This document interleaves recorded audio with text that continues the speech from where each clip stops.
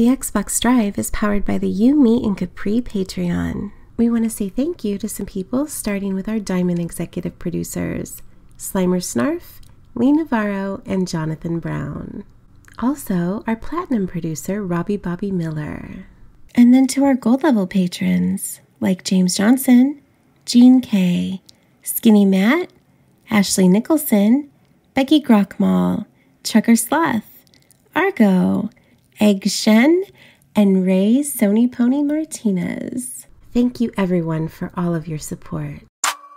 Hey everyone, it's me, Sean Capri. I'm in my car and you're listening to the most horsepowerful podcast on the internet. It's the Xbox Drive. I'm on a Skype call with my friend Ryan Turford, the man on the moose, and on our journey today, we have an Xbox Series X, and we're going to talk all about it even after I did the unboxing in the back of this truck, so jump on into the Xbox Drive. Blah, blah, blah, blah, Series X is here, blah! Greater than X.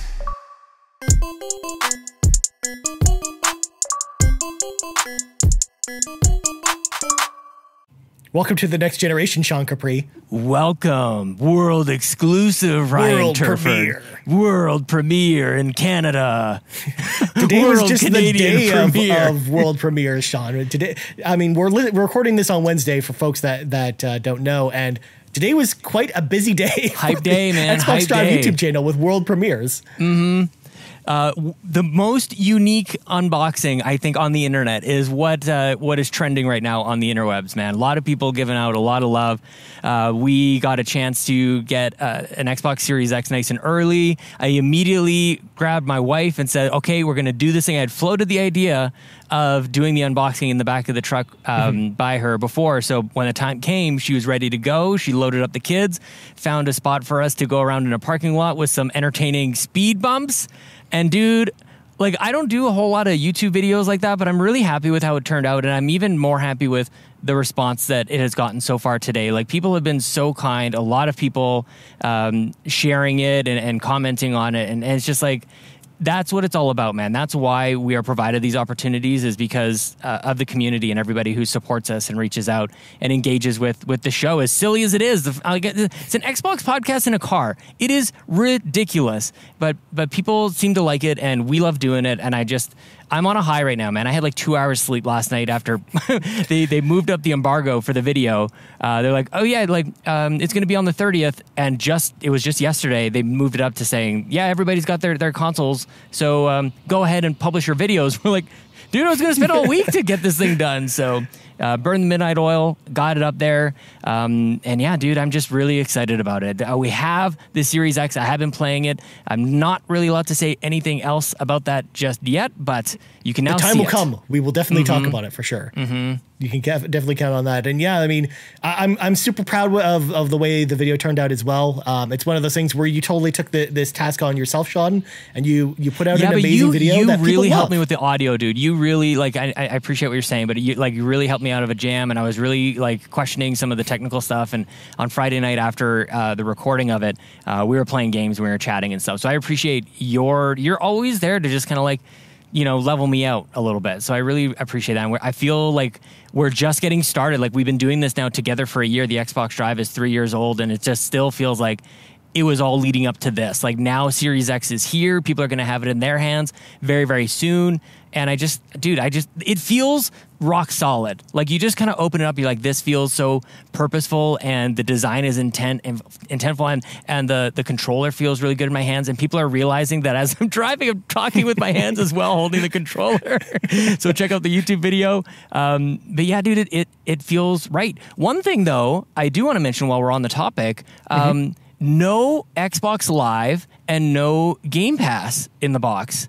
There's no like 14-day trial. There's no anything at all, which I feel like there's a few of our podcast friends kind of talking about, like, should they give away like 6 months of Game Pass, or I don't know necessarily that I was really on that end of things, but I am shocked, and dare I say, I think it is a missed opportunity to not give people that first month of Game Pass and get them locked in, or at least prompt them to do it. There's not even like a brochure or anything about it. Yeah, it probably prompts you in the OS when you first start up the console, I'm guessing. Like, especially if you're a new user. Actually, no, I know this for a fact because for folks that caught my Watchdog stream this week, I was on a different profile because I had to, because there's no manual saves in that game, so I couldn't have an earlier save or anything like that. Right. So I ended up using a brand new profile, and the first thing it did when I connected to the internet with that profile was, hey, by the way, we noticed that you don't have Xbox Game Pass. Would you like to sign up for $1? Here's a button right now. You press it once and you sign up. Interesting. Yeah. So that's something that prompted me, that was not there before. This was definitely with the new OS update, because I do have the new version of the OS on my console. And it prompted me, the first second I had that new profile that didn't have Game Pass, it prompted me right away saying, hey, do you want to be part of this for $1 for a month? Yeah. So. Yeah, I mean that's decent. To be honest with you, I don't even remember what the load up screen was. I don't remember if that was there or not. Well, it went by so fast, Sean, that it's tough to remember all that stuff. Yeah, I was pretty excited. I've got it all plugged in. Yeah, dude, we're gonna have I filled an entire whiteboard of my plans for this thing. We've got like days 1 through 7 of when the embargo lifts and what the first 7 to 8 days are gonna look like. Definitely, people are already jumping the gun on this, which I really appreciate. People are hitting us up with ideas for like what you want to see. Definitely tweeted me at Sean Capri, tweeted us at the Xbox Drive and at Ryan Turford, what coverage you want to see and perhaps stuff that you maybe haven't seen already. It's an interesting spot for us to be in, to be honest with you, Ryan, because like so much has been done already. Like certain embargoes, I guess, were given to different outlets, and we're not Digital Foundry. You know, we're not that technical side of things. But I'm so excited to dive in, man. There's a lot of games that I'm looking forward to spotlighting on a variety of fronts, man. Yeah, for sure. And first of all, I want to say 2 things to you. Number 1, first of all, thank you so much for the kind words earlier. And number 2, I'm insanely jealous of you right now, Sean, because I have to wait 13 more days for my console, or consoles, I should say, because I have 2 of them coming. But man, I'm so excited to hear what you have to say about the Xbox Series X now that you've had some time to play with it, especially over the coming weeks. I think we're going to have some pretty exciting content that y'all should be excited for, because 4K content, by the way. I've invested in an awesome Elgato capture card, the 4K 60S Plus, which is a standalone thing. It's actually not a card that goes right into my PC, which will allow me to capture some great 4K footage while I'm playing on my TV, which I'm so excited about. That's kind of the next big thing. That's the whole whiteboard, beautiful mind planning that I've been doing, man. I'm having a lot of fun with it.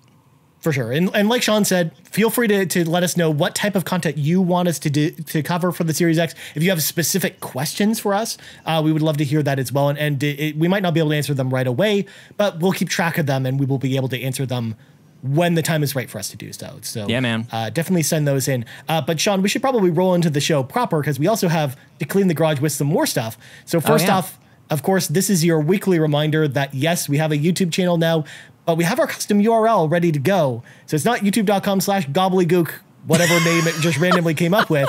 It's youtube.com/the Xbox Drive. So go there, visit our YouTube page.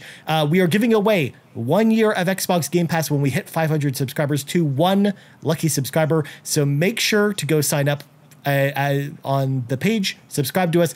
Also, you'll know when all of our content goes live, because again, as Sean alluded to, there's lots of content coming out on the YouTube page, and you can expect more of it over the next couple weeks. So yeah, man. And it's not always going to be every Thursday, so it'll be good for you to have that subscription as well.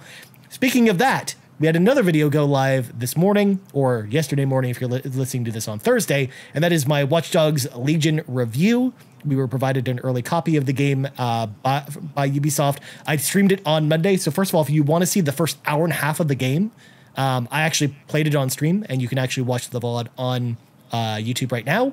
But also my very short and concise review. Again, I didn't want to go too crazy with it. I wanted to kind of get to all of the points that I wanted to cover off the review. That's on YouTube and podcast sources as well as an Extra Mile episode. So you can definitely check that out on your platform of choice. Last thing I wanted to plug before we go into the show proper, Sean, Extra Life is a little event that you and I both do every single year. And it's coming up soon, Sean. So tell me, what's going on with Extra Life for you and I? Well, you can catch me. Well, that's the thing. Like, I think we're going to be on twitch.tv/Sean Capri and youtube.com/the Xbox Drive. We'll have that all sorted out very, very soon. Can confirm a prize pack from SteelSeries is coming in. I can't tell you what exactly is in there, but you can donate to myself or Ryan, extra-life.org/participant, and then it's either myself or Ryan. You can find us on there. And yeah, check out our Twitters for more links on that. But dude, like, we're going to be starting at 10 a.m. Eastern Standard Time. We're part of the Phoenix Overdrive team. Lee Navarro is the dude. He is leading the greatest team in Extra Life history, and I love what he's doing over there. I cannot wait to just set aside 24 hours to play games with some friends, dude. Yeah, it's going to be a really fun time. Again, this is my 7th year in a row doing Extra Life, and I'm so excited to play games for y'all. I mean, it's going to be a full day of Buffy streaming. No, I'm just kidding. Stop. Well, the thing that I don't know that I can tell people or not is if I can play Series X at that point. I would love to be able to tell people or not, but it's something I'm thinking about, but I'm not sure what I'm allowed to say or what. I'm not even sure if that's going to be allowed. So we'll see. Well, it's just one of those things where we'll have more information about this next week because we'll be much closer to the event. We'll basically be a couple days away. But we wanted to throw this out there now so y'all can get prepared to hang out with us for 24 hours straight. Let's go. And you can see Ryan and Sean go crazy into the wee hours of the night or early morning and try and struggle to stay awake. It'll be fun. It'll be fun for the whole family. I can assure you of that. Also, we wanted to do some drive-by shoutouts, as we always do. But the first one's kind of special, Sean, because I know you've known the people over at OK Beast for a long time, especially Alex Van Aken in particular, who's actually a fan of the show. And they celebrated their final episode this week as Alex actually is joining Game Informer as a video editor there. And obviously he's a good friend of the show, and he gave a shout out to us, to our show on their show. And they kind of gave like a parting words. They're like, so if you need a void to fill, then, and he named a few other shows as well, which is wonderful. But I had to reach out to Alex because we were one of the first ones that he'd mentioned, and it's just like, what a week, for Alex to have this happen, and for so many things are happening for a lot of like this indie group that we have in this podcasting community.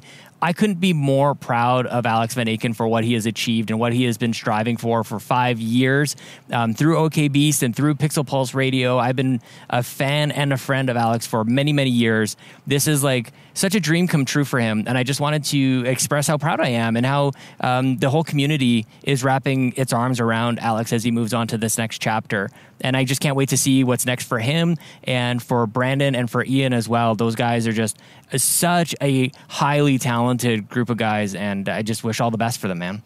Yeah, and they were definitely like the stalwarts of like one of the best indie gaming podcasts around. And, most definitely. And definitely it's a little bit sad to see it come to an end. But like you said, I hope to see some amazing stuff for all three of those guys going forward for sure.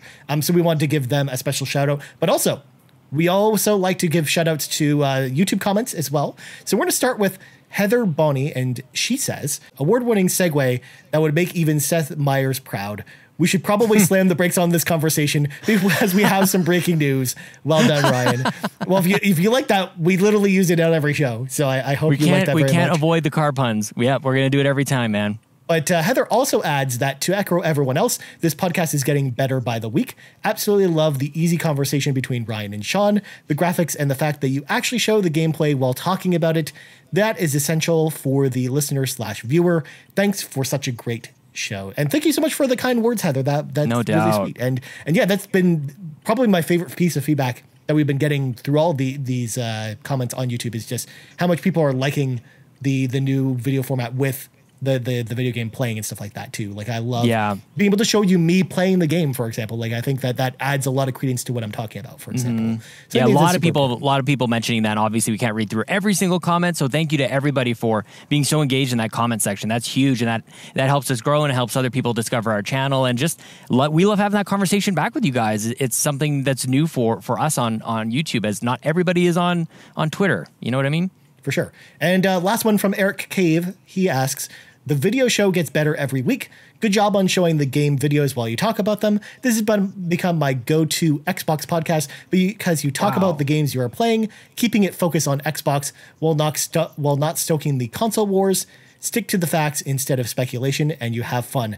Keep it up. And thank you so much again for the kind words, Eric. And yeah, we don't usually like to talk about rumors and stuff like that on the show. That's right. As well as like stoking console wars. Like it's very silly. So anyways, Sean, let's grab Especially our because it's not a 8-tracks. war, Ryan. It's not even a battle. Like, it's already over. You know what I mean? It's true. It's already over. I mean, Amazon Just Luna kidding. is the future, I'm Sean. kidding. I feel like didn't PS5 like pre-sell like, I don't know, 12 times something what the PS4 did. PS5 is going to be great within this its gen. within the PS4's first 12 hours. Never mind. Crazy. It's Yeah. fine. It's a thing. Let's Go grab our listen to the 8-tracks trophy though, room. Sean. Okay. Because we got to get this show moving. It's time for Okay. the playlist. Good God. Now, normally, I would throw to you first. This would Yeah. normally be the sequence where I say, hey, Sean, what are you playing? But I'm going to start first because I want to save the best for last, Sean. Oh, okay. For me, I was playing Star Wars Episode 1 Racer. It surprised us all on Tuesday. It showed up on the Xbox Store. This was a re-release of the N64 and Dreamcast game that came to PS4 and Switch earlier this year, but it's now finally made its way to Xbox. It's all up-resed, but it's not. It still has the N64 textures. So, wow. Yeah, it's very jaggy and it's kind of rough to look at. But The man, oh man. crispiest Jaggies of all time. Yeah, but this game is still a ton of fun. Is all it? these years later? Yeah, I mean, for those that haven't played it, it's basically an anti-grav racer, very similar to something like F-Zero, where you go like 800 miles an hour down the Yeah. road in your like driving around your favorite Star Wars planets in pod racers, which was the one awesome thing about Episode 1. And I love the game on the N64. Me and my friends used to play it all the time. And this re-release, even though it still doesn't look great visually, it still plays like a champ. It's got to be smooth as heck. That's awesome. Yeah, it runs at like a buttery smooth 60 frames per second. I mean, it already ran at a really good frame rate on the Dreamcast, specifically on the N64. It ran at like 30 and then kind of dipped a bit. But Yeah. the Dreamcast version actually ran surprisingly well. Yeah, I played but on this- PC. I played on PC. It ran smooth there because, I had my 12 megabyte Voodoo 2 3D FX accelerator, man. That's funny. And yeah, this version is essentially just a ported version of the PC version. And what I hope this means is that Aspyr, the company who did this this remake of it, or basically release of it, also re-released Star Wars Jedi Outcast, as well as Jedi Academy, the PC versions of those on PS4 and Switch. Hi there. Can I please get a small decaf with 1 Splenda? Okay. And can I get 2 large Diet Cokes? And I have a Monopoly coupon for the coffee. Thank 65, please. Thank you. Ryan, sometimes you can win prizes on this Monopoly game. It's not total garbage to collect these tiny little stickers that, most people don't win on. I've I heard got good coffee. things about it. I Ryan, honestly, why a small coffee? How cheap know. is that? I mean, Give me a large coffee. They used to give out any size coffee, if I remember correctly. But I also haven't been to McDonald's in like 8 months. So Well, it's been I a wanted long to time. redeem it, man. There you go. It had to happen eventually. So getting back to what I was talking about, I hope that this is the start of those games that did come to PS4 and Switch coming to Xbox, because Oh, yeah, for Jedi sure. Outcast is still a fantastic game as well. Again, it hasn't aged visually as well, similar to Episode 1 Razor, but again, it's a ton of fun. It's got a great story, and I hope that comes to Xbox as well going forward. But the other game we should talk about that we've both been playing, and this kind Yeah. of segues me into what you've been playing, Sean, is Yeah. Watch Dogs Legion. We both played a ton of this game. I finished the campaign, but I haven't Thank talked to you. you since you started it, Sean. So I'm Yeah. curious where you are in this game. Well, I know where you are on this because I've seen your review video, and we are not on the same page on this one, Ryan Turfer. I figured I'm that sorry might be to the say. case. We definitely are not. I feel like you said it was something to the effect of like one of the best games this gen. No, I said one of the best games this year. This year, I'm sorry, this year. Yes, that is what you said. No, I can't agree. But I think that we'll have a pretty good conversation here and perhaps even on an extra mile as well. Where to start? I'll start with the positives. I really like the gameplay. I like the hacking. I've always liked the hacking in Watch Dogs and the variety of missions, and quite a few of the things that you talked about in your review, I think, hold up here. Location, though, dude, I think and this might sound totally, it's not a prejudice thing. I'm just not sure that I really like wandering around like London, or I feel like I've wrapped on this for Forza Horizon 4, Assassin's Creed, whichever, Syndicate, I think. And now this, I'm just like, I don't think that this jives with me. I don't want to wander around this place. Yeah. And it's just not hitting it for me. And there's a couple of other things I want to get to as well. But yeah, dude, I'm a big kind of like, I don't like just using like a meh kind of thing, but I do feel like this is a miss for me. I'm not really pulled into playing more. Part of it perhaps is the whole protagonist thing, that there isn't a singular protagonist. I don't think that's necessarily it. I think it's more to do with the fact that anybody can become part of DedSec. That's the core of the experience, which is cool, and I was really excited to see them pull this off. But DedSec, to me, and maybe I'm off on this, is that it's pretty specialized in its skill set. In terms of you kind of have to be highly technically skilled, or you kind of have to come to the table with some experience. And it's hey, person who was just walking their dog, do you want to join the resistance? How the heck are they doing that?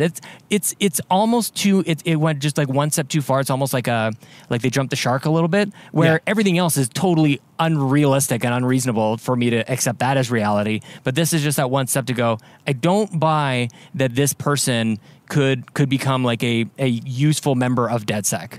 Yeah, and actually you'll notice that very quickly when you start recruiting people, that certain people are much better at doing their jobs than others. In fact, there are many characters you'll actually recruit that will have weaknesses, negative skills. For example, hiccuping, where they'll hiccup and alert guards when you're nearby people. It's so funny. You're right. Yeah. That's the thing that I was excited about, is that variety. I think they pulled off the variety really, really well. I just wonder if this was the right game for it. You know what I mean? I wonder if there's another spot for that they could have, maybe even a Far Cry probably would have been better, where the protagonist matters so little, or even the group that you're in. That would have been interesting to have an open world Far Cry game where you can just tag in and out with various people that you're really trying to overhaul this huge opposing force, which is really what most games are about, but particularly with Watch Dogs. And yeah, I think setting and that believability are two pretty critical pieces that are misses for me, dude. Yeah, I mean, for me, I actually really like the setting, and it didn't the setting of the UK didn't really jive with me with Forza Horizon either, because it really, when I was driving around Forza Horizon, it felt like I was driving around Ontario. That's what it felt like to me, which for me is boring because I live in Ontario. That's home. I don't need to drive around that. Whereas London, I've never been to London before, but I feel like I visited London by playing this game. And honestly, I thought it was pretty interesting. I liked the setting a lot. I liked flying around to the different landmarks on the back of a cargo drone. Oh, the cargo drones are awesome. Those are that's the thing. All the gadgets and the tech stuff is it allows you to explore this world and solve puzzles in really interesting ways. There's no way around that stuff. I love the cargo drones. Yeah, and actually, what I think what really got me to love this game over the other Watch Dogs games was I liked the mix of the gameplay in this game. It feels just so much. It's got that extra level of tightness that I was really looking for that I didn't find in the previous Watch Dogs games. Because I've talked about this a lot on the show, but I'm very much a gameplay first type of person. I'm very all the stuff that you talked about with believability. For me, I kind of throw that out the window because for me, if it's fun to play, that's more important to me than stuff like that. Because definitely with me, I kind of agree with you. The story was very hit or miss with me. I personally did not jive with the story either. But what kept me coming back was the gameplay. I loved infiltrating buildings. I loved using the gadgets and it feeling like a spy game more than anything. Yeah. I like that. I love the stealth elements, which I knew that you would hate because I know you're not a big stealth fan. But I didn't feel bad for shooting people because they do the great thing here that to the point of not everybody is just going to sign up and start murdering people. They have non-lethal options. And so I did feel that was a nice way for me to, if I got in a sticky situation, I would just shoot people in the eyeballs with some non-lethal darts or electronic bullets or whatever they are. So I thought that part was okay for sure. Yeah. And I really also liked too the way that depending on how you took out certain enemies, how that would come to either hurt you in the long run or help you. Because, for example, if you take out a specific guard and they're related to someone else, like their brother, for example, might come after you because they hate DedSec and kidnap one of your squad mates and you have to go rescue them. That is crazy. That's super cool. And I love the little nuances that they layered on top of the game experience that way. And that's one of the reasons why I like that it's not a central protagonist, but I like the individual squad mates because especially with permadeath turned on, I really grew to love my core group of characters that I used all the time, Sean. I wasn't switching out all the time. Like I usually rotated between like 10 specific characters that I handpicked and recruited myself. And it felt miserable when I would lose one. But at the same time, like it really upped the tension for me. And I really loved how that played into the gameplay. So I'm sad to hear that you didn't have as good time with it. But after playing the game, I kind of expected you might feel this way about it. But the thing is, honestly, though, Ryan, like Watch Dogs 2, I hold to such a high regard. I think that's probably playing against this game in a big way. So I'm wondering, like, if people really, really love Watch Dogs 2, like, would they have a similar experience? Or if they were kind of more middle on Watch Dogs 2, then the innovations here might be more welcomed instead of me going, like, I just want to go back to, like, San Francisco again, and I want to, like, raid that Google building or whatever they called it back then. Like I liked the humor in it. I thought was really good, and oddly missing here because like of you'd think that there would be a little bit more of the British humor, but you're right. It does lean into more of like the James Bond type of secret spy type of stuff, which I just felt like that was a bit of a miss. Definitely like a bit more of like British culture as well in terms of like music. I thought was like you got a lot of classical stuff, but there was such a missed opportunity, and you see this done, I think, better with games like Grand Theft Auto, where the radio stations are something that you want to, like, you look forward to stealing a car so that you could check out your favorite radio station. And for me, I don't have one. I couldn't even tell you like if there are ones that really stand out at all. And British music would have been awesome to have highlighted. There actually is lots of British music, but you have to go to specific stations to listen to it.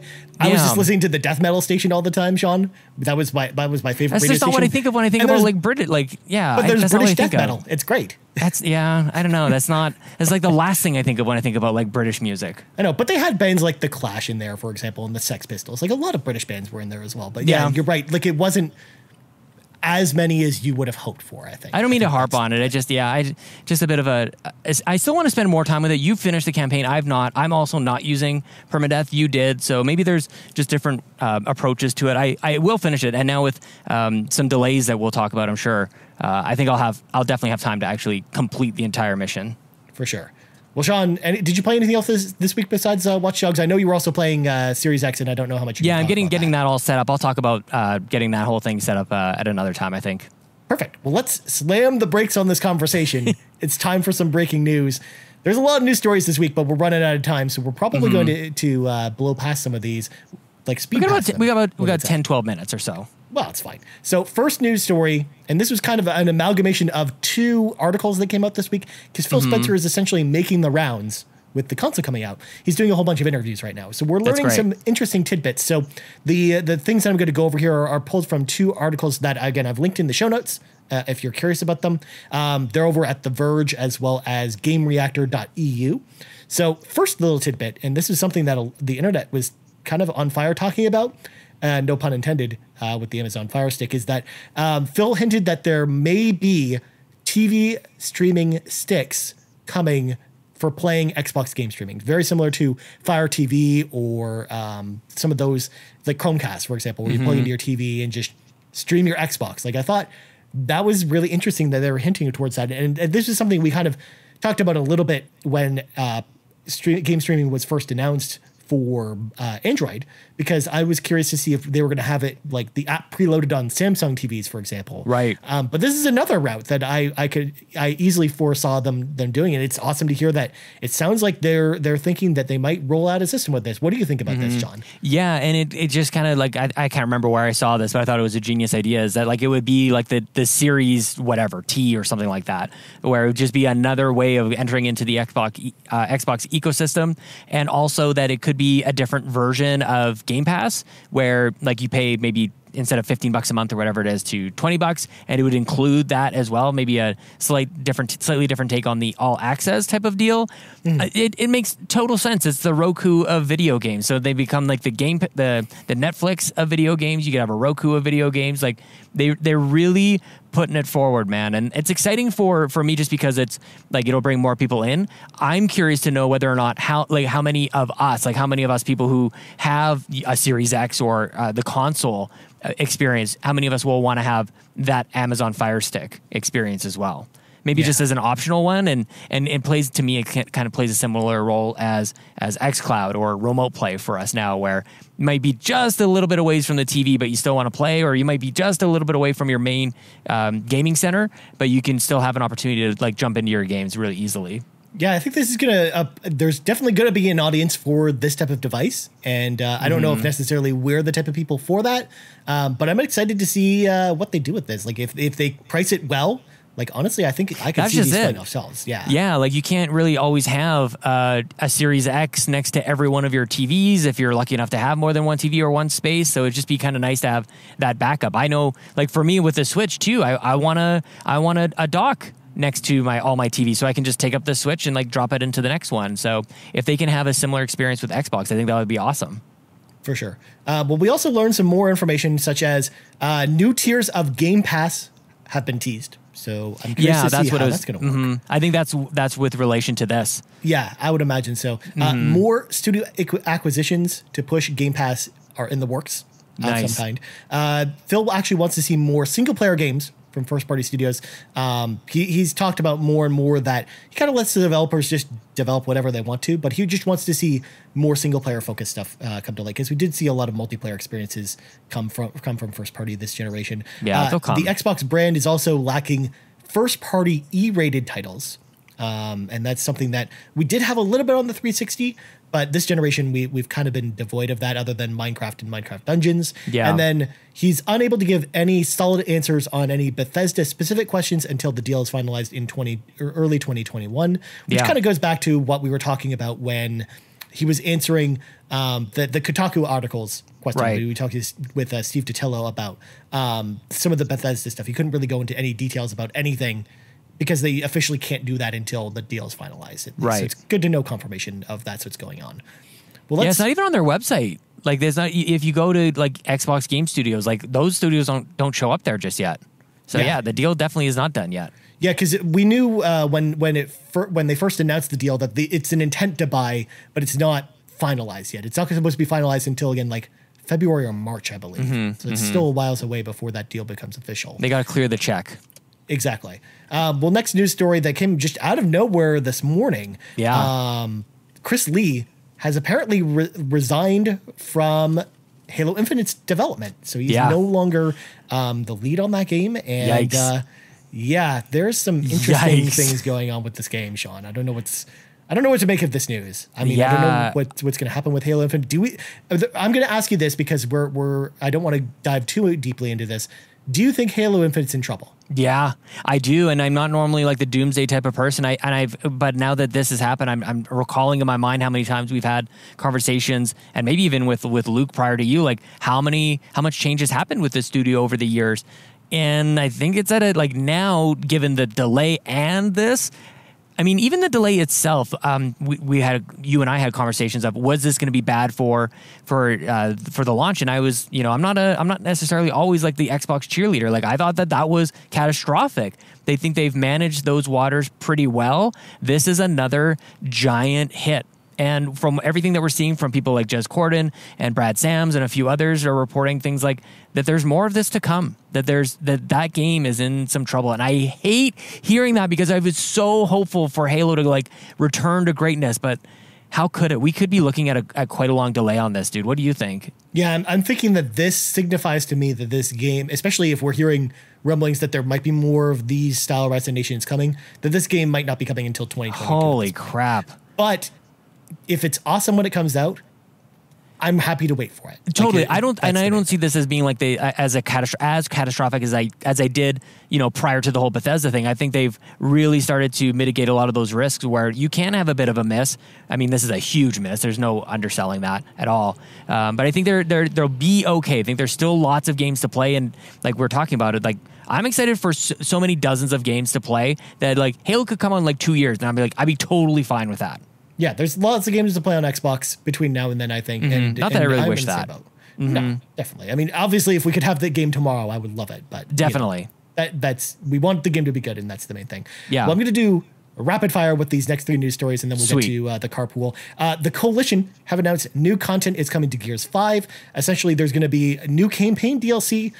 Dave Bautista, you can have him sub in for Marcus Phoenix for whatever reason. Oh, awesome. New Game Plus and a whole lot more. All of these is on top of all of the changes they've already announced for Gears 5. They haven't announced when the DLC is coming, but the rest of these updates you'll be able to see them when the console launches. What are you going to do? What are you going to play? I want to know what you're doing with Gears 5 when you get your Series X. I don't even know if I'll play it, Sean. I might just really? wait for the DLC. I'm going to wait till the DLC comes out, I think. Okay, that's fair. Yeah, because as soon as that campaign DLC comes out, I'm like, okay, I'll probably play it then. Yeah, that's fair. I mean, I can't say anything. Yeah. Next up, Cyberpunk 2077 has been delayed until December 10th, so we don't have to worry about the question of that or Assassin's Creed Valhalla. Now it's just Assassin's Creed Valhalla until December. Yeah. Or Call of Duty, exactly. It gives us more time to play games, and I'm still really excited to play Cyberpunk when it comes up. And last but not least, No Man's Sky next generation version has been announced for Xbox Series X and S at launch with a free update for all additional players. It includes 32-player multiplayer, 4K 60 performance, and warp speed load times. I see what you did there. Hello Games. Yeah, right. For sure. Well, let's let some of our friends. Sorry. Wait. 32 players. I've been waiting for a game to let us play with a whole bunch of people. This might be the one, man. This might be the one. I know a couple of people. I think Tony Baker's out there playing No Man's Sky. Cross save and cross play and everything is happening. That this could be a thing. No Man's Sky could be kind of fun for us just to hang out on a Discord call and wander about the universe. It could be okay. It could be an okay game. Could be anything. Let's let some of our friends into the car with us. It's time for the carpool, and we got a few questions this week. We're going to start with Dan at DanNo12, and he asks, I don't know if you guys have stated before or not, but do you see yourselves buying media more on digital platforms or in a physical form in the future? I think we've said this a few times by now, but obviously it's been a while since we've been answering this question. I personally have pretty much been digital only on Xbox for a very long time, unless it's a game that comes with a peripheral like Rock Band or Disney Infinity or Lego Dimensions, or if it's been a review copy I've been sent. It's pretty much all digital at this point for me. I've kind of made my peace with that because, as people can see behind me in the video, I collect a lot of physical games, but they're all retro games. Like those are the physical games that I really have room for in my very tiny box of an apartment. And if I collected physical Xbox One games, I just wouldn't have the room for it. So that's kind of where I'm at. And I believe you're kind of in a similar camp, right, Sean? Yeah, well, it's interesting now with all the coverage that we're going to be putting out on the YouTube channel very soon. I went back into my storage closet where I've got all my 360 games and all my other, like, all the physical games, and even my Xbox One. And I've got, like, boxes and boxes and boxes of 360 and PS3 and all these other games. And then there's my current gen boxes, and it's, like, one, and it's not even full. It's, like, there's a couple. For some reason, I have Rise of the Tomb Raider on Xbox One in a physical format. So that's interesting. For Nintendo, I continue to buy physical, though, because sharing digital games on Nintendo is a pain in my ass, and I don't like it. So there you go. I'm mostly digital, though. I've been totally fine with not having a thing to sell or to trade or whatever. I want less clutter. Yeah, for sure. And again, I try and eliminate as much clutter as I can. I got to make room for Sega Saturn games, Sean. I got to put them somewhere. And I can't do that if I've got too many physical Xbox One games. The everyday worries, man. Yeah, you're just like everybody else. It's one of those things, too, where if I didn't have to install it off the disc anyways, I probably would be more apt to collect physical games. Totally. But since the physical disc is essentially just a check to make sure that you actually own the game, now that's more or less why I'm just like, okay, I'm just digital only at this point. I got a Call of Duty last year physical because I got it on sale. So every once in a while, like, you'll get a Walmart or Amazon deal. So I'm not averse to physical. It's just, yeah, it kind of has to be worth my while. For sure. Well, next up, Blaze Knight at Blaze Knight 0923 asks, next year I plan to tackle a game from each of Microsoft studios outside of the obvious ones, Halo, Gears, Forza, etc. What are some must-play games from these studios? And Sean, I'm going to throw this out there because you noted a couple of them. You said Doom's 2016, a Rare Replay, and South Park, The Stick of Truth. Why those games? Yeah. Well, why those games? Because they're great. It's funny because I don't know if it's cheating to say South Park is Stick of Truth, but that's Obsidian. So that's my answer. I think that game is great. Doom is super smooth. You can play Doom 2016 or Doom Eternal, but I definitely think jumping into that one first is really good. And Rare Replay's like 30 games. So, like, jump into that, and it addresses the whole, like, there's no e-games for it. That's just super fun to jump into Rare Replay. And Nintendo could learn a little something with Rare Replay on how to celebrate storied games and franchises. That's too funny, Sean. Well, I mean, obviously, So just play Vivi Pinata. That's all you need to do. Just play Vivi Pinata and you're all set. One or two. Yeah, they're both great. Or Grab by the Ghoulies or Fusion Frenzy or any of those games. Fusion Frenzy? Todd, Fusion Frenzy is a fun game, man. That's not on there. I mean, it could be. Well, it's not in Rare Replay. Sure, no, yeah. I was answering Blaze Knight's question, but I was using Rare Games to answer. I apologize, yes. Next up, we got Todd Oxtra at Toxtra. He asks, was it a mistake to only have Halo Infinite represent Xbox Game Studios with a new game at launch? Would it have made more sense to have saved games like Grounded, Flight Simulator, or Ori to debut at the launch of the console as counter-programming with more all-ages games at launch, similar to how Nintendo offered 1-2 Switch and Breath of the Wild at the launch of the Switch? This is actually a really interesting thought experiment, Todd, because definitely I don't necessarily think that it was on purpose that Xbox put all their eggs in one basket. It was more along the lines of, I think coming into this year, because of the output we had from Xbox Game Studios last year, that they felt like they had to prove something at the beginning of this year and come swinging out of the gates to get people back on brand with the Xbox brand. And I think agree. That's why we had like a new Xbox game every single month at the beginning of this year. And I think that was the thought process. And then it was just the cherry on top of the end of the year was just going to be Halo. But it's, and I mean, all of these games are coming at launch.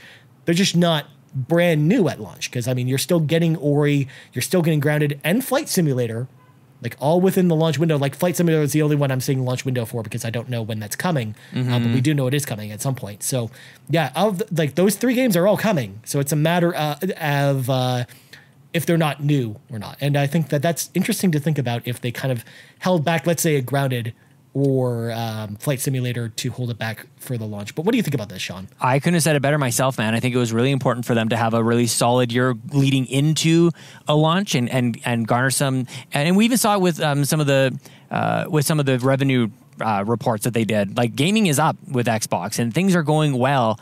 I think that would have been better than if they were to hold back and then go, here's a bunch of stuff, and you go like, you may have already lost your chance to win over that audience. Like I think this year was really pivotal for them to win back some support and have people kind of go like, what's going over there on Xbox land? I think what they did was probably for the most part the best thing they could have done. And the Halo miss it's tough one, man. That really is. It's a difficult one, but as we kind of talked about, there's so many other things to play that I think for the most part people are just kind of excited to get the most powerful console with really fast loading times, and you can get it with all access. I think they've managed to smooth that out pretty well. For sure. Last quick question from Seumas MacIsaac at Famous Seumas. He asks, spooky question, what is the scariest moment in a non-horror game that you've ever played? And Sean, you said Unreal. What happened in Unreal? Okay, Unreal is a first-person shooter game from like 1998. I played it on PC. It is like, it's not a horror game. It's primarily like an action, like a shooter game. But there is this one moment where you're walking down a hallway and it's well lit, but then all of a sudden this alarm goes off and the lights start to shut down. Or sorry, the alarm doesn't come off till later. But the lights start shutting down one by one. It's like dunk, dunk, dunk, and then you're in this blank black hallway. Can't see anything until you hear a door open down the hall. Then the alarm comes on. This flashing red light and two red eyeballs staring at you from down the corridor, and this monster jumps out of this door and starts running at you. I was scared. So I was scared so bad, I actually jumped back, and I was playing on my PC back in the day. I had a table behind me so that I could have my surround sound. Like I had like the 4 speakers plus the subwoofer set up back then. I jumped back, I hit the table behind me, so the speakers fell off, which made a further crash, and it was just an absolute nightmare, dude. That was by far the scariest moment in a non-horror game for me.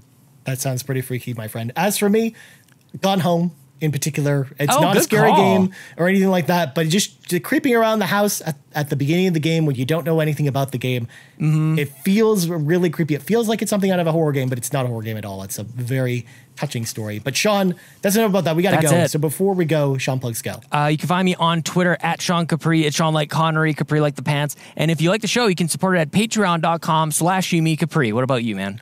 As for me, you can find me on Twitter at Ryan Turford. That's TURFORD. You can also find us on Twitter at The Xbox Drive and now on YouTube at youtube.com/The Xbox Drive. So for Sean Capri, I'm Ryan Turford. This has been episode 164 of The Xbox Drive, and we out. This is the tiniest coffee I've ever had.